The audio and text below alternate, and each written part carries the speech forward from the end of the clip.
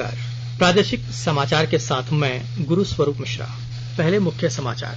राज्य में कोरोना संक्रमितों की संख्या बढ़कर 6,761 हुई। अब तक 65 मरीजों की हुई मौत।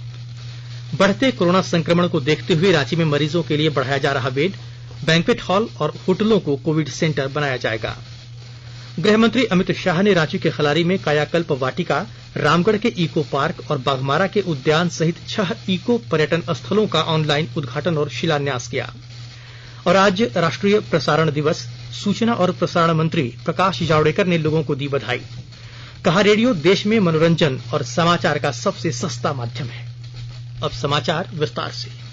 झारखंड स्वास्थ्य विभाग द्वारा आज जारी किए गए हेल्थ बुलेटिन के मुताबिक 24 घंटे में राज्य में कोरोना वायरस के 518 नए मामले सामने आए हैं। रांची में अब तक के एक दिन के सर्वाधिक 125 नए मामले सामने आए हैं। अब राज्य में कोरोना संक्रमितों की संख्या 6,761 हो गई है। इसमें सक्रिय मामलों की संख्या 3,648 हो गई है, जबकि 3,048 मरीज इस बीमारी से ठीक होकर अपने घर लौट चुके हैं। पिछले 24 घंटे में संक्रमण से 4 मौत दर्ज की गई है। इसके साथ ही राज्य में कोरोना संक्रमण से मरने वालों की संख्या 65 हो गई है। राज्य में कोरोना वायरस संक्रमण के मामले लगातार बढ़ रहे हैं। राजधानी रांची में भी संक्रमण तेजी से बढ़ रहा है। बढ़ती संख्या को देखते हुए 5 होटल और एक बैंक्वेट हॉल को कोविड सेंटर बनाया गया है। रांची के गुरु नानक हॉस्पिटल ने स्टेशन रोड स्थित 5 होटलों के 100 कमरों को केयर सेंटर बनाया है, तो देव कमल अस्पताल ने 45 बेड के कोविड केयर सेंटर के लिए बजरा स्थित आमंत्रण बैंक्वेट हॉल से करार किया है। यहां सिर्फ बिना लक्षण वाले मरीजों को रखा जाएगा। निजी अस्पताल की ओर से यहां डॉक्टर और नर्स मौजूद रहेंगे। निजी अस्पतालों से होटलों से टाई अप कर दर का निर्धारण करने का अनुरोध किया गया है। झारखंड में बढ़ते कोरोना संक्रमण को लेकर सरकार ने लॉकडाउन के नियमों में सख्ती बढ़ा दी है। अब बिना मास्क पहने बाहर निकलने और सोशल डिस्टेंसिंग का पालन न करने पर 1 लाख तक का जुर्माना और 2 साल तक की जेल की सजा हो सकती है। कल मुख्यमंत्री हेमंत सोरेन की अध्यक्षता में हुई कैबिनेट की बैठक में झारखंड संक्रामक रोग अध्यादेश 2020 को मंजूरी दी गई है। कोविड-19 के संक्रमण को रोकने के लिए चाईबासा में व्यावसायिक प्रतिष्ठान सप्ताह में 2 दिन बंद रहेंगे। Federation of Jharkhand chamber of commerce and industries FGCCI ने राज्य भर में व्यावसायिक प्रतिष्ठानों को सप्ताह में 3 या 4 दिन बंद करने का अनुरोध किया है। वहीं चाईबासा चेंबर ऑफ कॉमर्स सप्ताह में 2 दिन बंद रखने पर सहमत हुआ है।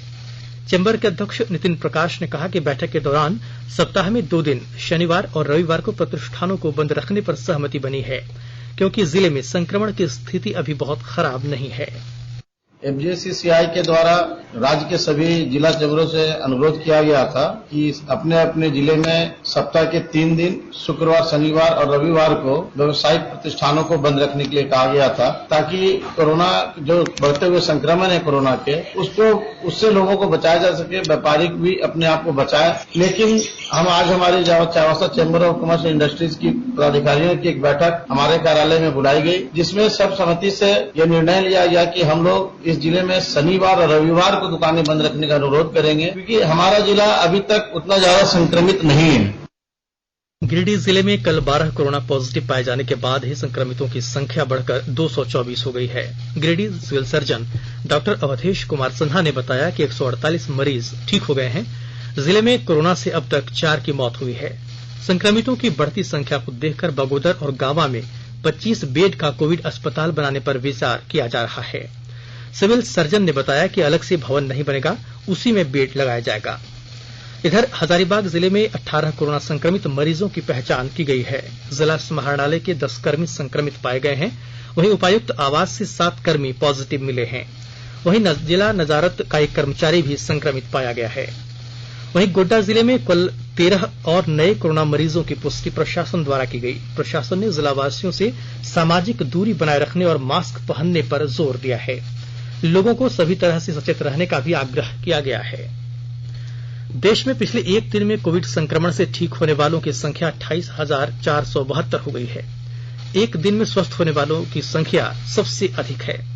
स्वास्थ्य मंत्रालय के अनुसार कोविड-19 से अब तक 7,53,049 लोग स्वस्थ हो चुके हैं। इसके साथ ही देश में ठीक होने वालों की दर 63.13% पर हो गई है। मंत्रालय के अनुसार ठीक होने वाले मरीजों की संख्या लगातार बढ़ने से कोविड के सक्रिय मामलों की तुलना में ठीक होने वालों की संख्या 3,41,000 से अधिक हो गई है। साहिबगंज जिले में बढ़ते कोरोना संक्रमण को देखते हुए जिला प्रशासन द्वारा पॉलिटेक्निक कॉलेज के कोरोना केयर को कोविड अस्पताल बनाया गया है। साहिबगंज जिले में कोरोना संक्रमितों की संख्या बढ़ने के बाद जिला प्रशासन की ओर से सख्ती बढ़ा दी गई है। सीमा क्षेत्र के चेक पोस्ट पर बाहर से आने वाले वाहनों की सघन तलाशी के साथ ई पास की जांच 24 घंटे चल रही है। पंचायत प्रतिनिधियों के माध्यम से ग्रामीणों को मास्क लगाने और सोशल डिस्टेंसिंग का पालन करने को लेकर लगातार जागरूक किया जा रहा है। जिले में चिकित्सक, आरपीएफ और जेएफ के जवान के अलावा जिला पुलिस के एसआई और एएसआई तक कोरोना की चपेट में आ चुके हैं। साहिबगंज जिले में अब तक कोरोना के 117 संक्रमित चपेट में आए हैं, जिसमें से 76 सक्रिय मामले हैं, जबकि 39 लोग स्वस्थ होकर अपने घर लौट चुके हैं। धनंजय मिश्र, आकाशवाणी समाचार, साहिबगंज। कोविड-19 के प्रसार को रोकने के लिए धनबाद उपायुक्त उमाशंकर सिंह के निर्देश के बाद अंतर्राज्यीय सीमा पर सीसीटीवी से निगरानी की जा रही है। निरसा अंचल अधिकारी एमएन मंसूरी ने बताया कि बॉर्डर पर सीसीटीवी कैमरे लगाए गए हैं। इसके साथ ही लोगों को वैध ई पास के बिना आने की अनुमति नहीं है। इसके बारे में लाउड स्पीकर से लगातार लोगों को जागरूक किया जा रहा है। जो भी उपाय सरकार के द्वारा जो दिशा निर्देश दिए गए हैं, सारे दिशा निर्देशों का पालन कराया जा रहा है। साथ ही कहा जा रहा है कि जब वो सार्वजनिक स्थानों पर रहे तो सामाजिक दूरी का अनुपालन करे, स्वच्छता का विशेष ध्यान रखे, लगातार अपने हाथ को धोते रहे। सारे जो भी दिशा निर्देश है, चाहे राज्य सरकार या केंद्र सरकार के, वो सभी का अनुपालन कराए। स्वास्थ्य और परिवार कल्याण मंत्रालय ने लोगों को सलाह दी है कि वे नोवल कोरोना वायरस से अपने को सुरक्षित रखने के लिए सभी बुनियादी एहतियाती उपायों का पालन करें और सामाजिक दूरी बनाए रखें। एक रिपोर्ट। सरकार ने कहा है कि आवश्यक वस्तुओं की पर्याप्त आपूर्ति जारी है और लोगों को चिंता करने की कोई जरूरत नहीं है। लोगों को सलाह दी जाती है कि वे आवश्यक वस्तुओं और चिकित्सा सामानों की खरीदारी करते समय धैर्य रखें और शांत रहें। आवश्यक वस्तुओं को खरीदने के लिए बार बार बाहर निकलने से बचें। साथ ही लोगों से हाथ मिलाने और गले लगने से भी बचना चाहिए। बाजार, मेडिकल स्टोर और अस्पतालों में लोग कम से कम 1 मीटर की दूरी बनाए रखें। घर पर गैर जरूरी सामाजिक समारोह से बचा जाना चाहिए और घर पर मेहमानों को नहीं बुलाना चाहिए। लोगों को अपनी आंख, नाक और मुंह छूने से बचना चाहिए और लगातार हाथ साफ करते रहना चाहिए। हाथ को दोनों तरफ से कम 20 सेकंड तक रगड़कर धोना चाहिए। यदि कोई व्यक्ति खांसी या बुखार से पीड़ित है तो वह दूसरों के संपर्क में आने से बचे और डॉक्टर से तुरंत परामर्श ले।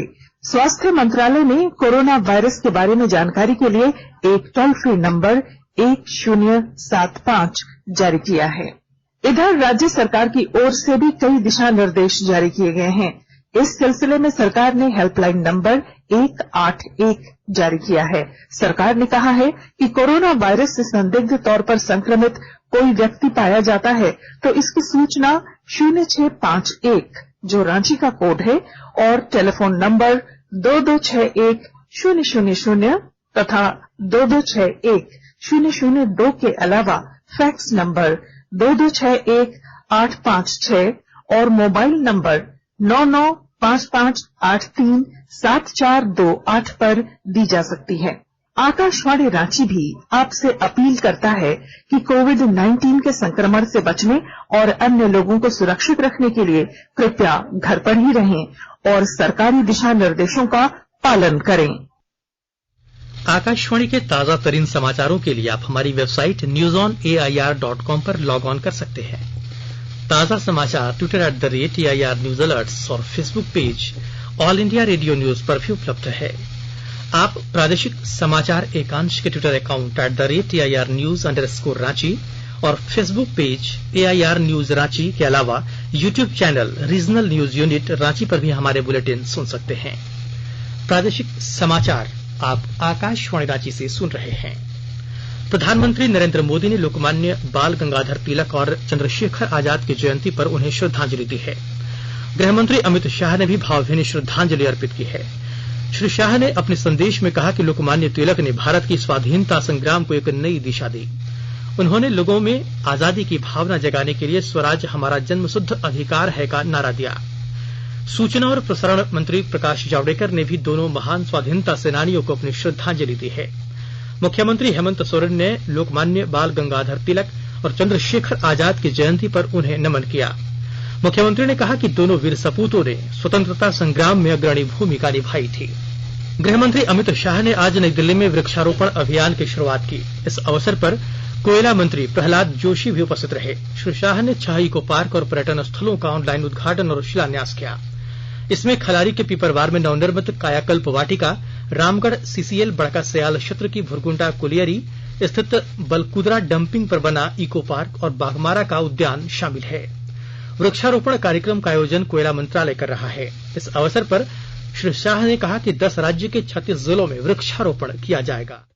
आज कोयला मंत्रालय और उसके अधीन सारे पीएसयू देश भर के अंदर लगभग 150 स्थानों पर 6 लाख से ज्यादा वृक्ष उनका आरोपण कर पर्यावरण की सेवा में एक बहुत बड़ा अभियान करा है। मैं सभी कोयला मंत्रालय के कर्मचारियों को, अधिकारियों को और कोयला मंत्री जी को, उनकी पूरी टीम को बहुत बहुत शुभकामनाएं देना चाहता हूं। आमतौर पर कोयला के मंत्रालय के लिए पर्यावरण को क्षति पहुंचाने वाला मंत्रालय माना जाता है, मगर जब से मोदी जी देश के प्रधानमंत्री बने हैं और विशेषकर प्रहलाद भाई जब देश के कोयला मंत्री बने तब से पर्यावरण के लिए भी कोयला मंत्रालय की सजगता हमें दिखाई दी। अनेक विध काम उन्होंने शुरू किए हैं। मैं आज इसका बहुत डिटेल जिक्र नहीं करना चाहता। 10 राज्यों के 38 जिलों में 600 एकड़ में टोटल 6000 एकड़ के अंदर वृक्ष लगाए जाएंगे।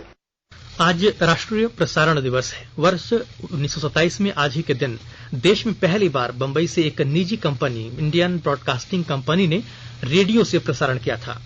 जून 1936 में इंडियन स्टेट ब्रॉडकास्टिंग सर्विस को ऑल इंडिया रेडियो का नाम दिया गया।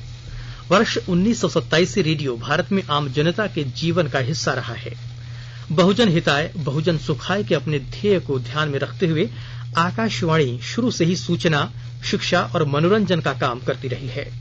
प्रसारण दिवस के अवसर पर सूचना और प्रसारण मंत्री प्रकाश जावड़ेकर ने लोगों को बधाई दी है। अपने ट्वीट संदेश में उन्होंने कहा कि रेडियो देश में मनोरंजन और समाचार का सबसे सस्ता माध्यम है। केंद्रीय श्रम और रोजगार मंत्रालय ने बताया कि मई 2020 के दौरान कर्मचारी भविष्य निधि संगठन में अंशदाताओं की संख्या में 3,18,000 की बढ़ोतरी हुई।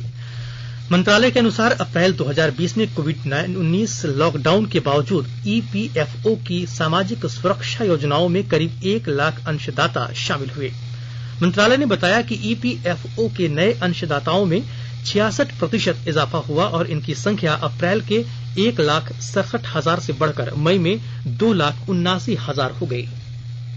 केंद्रीय इलेक्ट्रॉनिक और सूचना प्रौद्योगिकी मंत्री रविशंकर प्रसाद ने कहा कि भारत जल्दी ही एक मजबूत निजी डेटा संरक्षण कानून बनाएगा। उन्होंने कहा कि प्रस्तावित कानून न केवल नागरिकों की डेटा निजता की चिंताओं को दूर करेगा, बल्कि नवाचार और आर्थिक विकास के लिए आंकड़ों की उपलब्धता भी सुनिश्चित करेगा।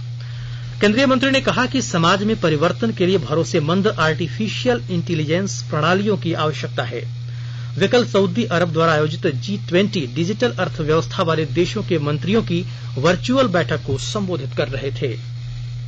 आकाशवाणी का समाचार सेवा प्रभाग आज अपने फोन इन कार्यक्रम में कोविड-19 पर विशेष परिचर्चा प्रसारित करेगा। यह कार्यक्रम रात 9:30 से FM गोल्ड और अतिरिक्त मीटरों पर सुना जा सकता है। सर गंगाराम अस्पताल के महिला रोग विभाग में विशिष्ट चिकित्सक डॉक्टर माला श्रीवास्तव चर्चा में भाग लेंगी। श्रोता स्टूडियो में हमारे टोल फ्री नंबर 1800-115-767 पर फोन करके विशेषज्ञ से सवाल पूछ सकते हैं। श्रोता 011-2-331-4444 पर भी सवाल पूछ सकते हैं। #AskAIR का इस्तेमाल करके Twitter handle @AIR news alert से भी सवाल पूछे जा सकते हैं। कार्यक्रम हमारी वेबसाइट newsonair.com और हमारे YouTube channel news on AIR official पर भी उपलब्ध रहेगा। Mobile app news on AIR से भी अपडेट लिए जा सकते हैं। पूर्वी सिंहभूम जिले के वरीय पुलिस अधीक्षक डॉक्टर एम तमिलवाणन ने कहा है कि बिरसा नगर में अधिवक्ता हत्याकांड की 6 सदस्यीय टीम जांच कर रही है। टीम का नेतृत्व सिटी एसपी, 2 डीएसपी और 3 थानेदार कर रहे हैं। पुलिस जमीन विवाद और अधिवक्ता के किसी क्लाइंट से विवाद के बिंदु पर जांच कर रही है। पुलिस ने पूछताछ के लिए 4 लोगों को हिरासत में लिया है। अधिवक्ता के मोबाइल की सीडीआर भी खंगाली जा रही है। और अब संक्षिप्त खबरें। गुमला जिले में पेयजल स्वच्छता विभाग की समीक्षा बैठक में उपायुक्त सुशील कुमार सिन्हा ने स्वच्छ भारत मिशन के तहत शौचालय निर्माण की गति पर चिंता जताई। उन्होंने सभी प्रखंड समन्वयकों और सामाजिक प्रेरकों को 28 जुलाई तक युद्ध स्तर पर शौचालय का निर्माण कार्य पूरा कर उपयोगिता प्रमाण पत्र उपलब्ध कराने का निर्देश दिया है। हजारीबाग मेडिकल कॉलेज अस्पताल के कोविड वार्ड में आज कोरोना मरीजों ने भूख हड़ताल की है। कोविड वार्ड में साफ सफाई का अभाव और सरकार के मानक के अनुरूप भोजन नहीं देने का आरोप लगाया गया है। अंत में मुख्य समाचार एक बार फिर। राज्य में कोरोना संक्रमितों की संख्या बढ़कर 6,761 हुई। अब तक 65 मरीजों की हुई मौत। बढ़ते कोरोना संक्रमण को देखते हुए रांची में मरीजों के लिए बढ़ाया जा रहा बेड। बैंक्वेट हॉल और होटलों को कोविड सेंटर बनाया जाएगा। गृहमंत्री अमित शाह ने रांची के खलारी में कायाकल्प वाटिका, रामगढ़ के इको पार्क और बाघमारा के उद्यान सहित 6 इको पर्यटन स्थलों का ऑनलाइन उद्घाटन और शिलान्यास किया। और आज राष्ट्रीय प्रसारण दिवस। सूचना और प्रसारण मंत्री प्रकाश जावड़ेकर ने लोगों को दी बधाई। कहा, रेडियो देश में मनोरंजन और समाचार का सबसे सस्ता माध्यम है। इसके साथ ही आकाशवाणी रांची से प्रादेशिक समाचार का ये बुलेटिन समाप्त हुआ। नमस्कार। घर में रहिए, सुरक्षित रहिए और सुनते रहिए आकाशवाणी।